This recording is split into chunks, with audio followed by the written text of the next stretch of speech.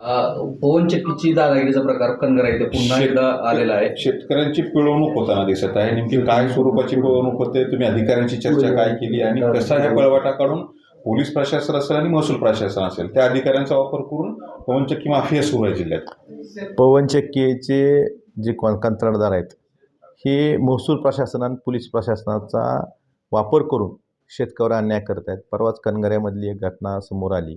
त्या ठिकाणी त्या शेतकऱ्यांना कुठलाही नोटीस न देता, कुठलंही करार न करता 50-100 पोलीस जाणे, तिथं शेतकऱ्यांना शिवीगाळ करणे, तिथून शिवीगाळ करून शेतकऱ्यांना पोलीस स्टेशनमध्ये डांबून ठेवणे आणि त्या दरम्यान तिथं काम करणे आणि शेतकऱ्यांच्या उभ्या पिकातनं वाहनं घालून शेतकऱ्यांच्या पिकाची नासधूस करणे.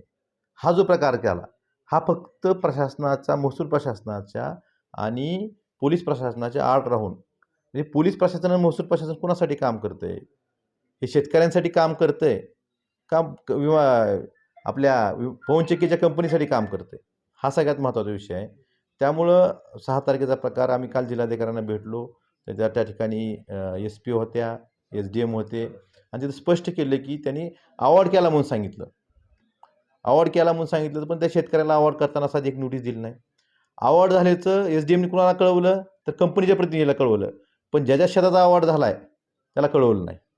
अशा गंभीर गोष्टी काल निष्पन्न झालेल्या आहेत आणि पोलीस प्रशासनानं सुद्धा काही शेतकऱ्यांनी अशा तक्रारी केल्या की आम्हाला पोलीस स्टेशनमध्ये नेऊन ॲग्रीमेंटवर आमच्या सह्या घेतल्या. त्यांचे ॲग्रीमेंटही नव्हते काही. ॲग्रीमेंट तर अजिबात नव्हते. ज्यांचे होते तर त्यांच्या पोलीस स्टेशनमध्ये नेऊन सह्या घेतल्या गेल्या. पोलिसांचं काम आहे काही. म्हणजे आपण याआधी बघितलं की काही गुन्हेगार प्रवृत्तीचे लोक या ठिकाणी कंपन्याच्या वतीने शेतकऱ्यावर अन्याय करत होते. तर आता महसूलचे लोक आणि पोलीसचे लोक जर अन्याय करत असतील मग त्यांचं काम हे करतायत का? त्यांनी सर्वसामान्याचं रक्षण करणं गरजेचं असताना जर असं चुकीच्या पद्धतीने करत असतील तर अशा अधिकाऱ्यांवर कारवाई झाली पाहिजे असं माझी मागणी.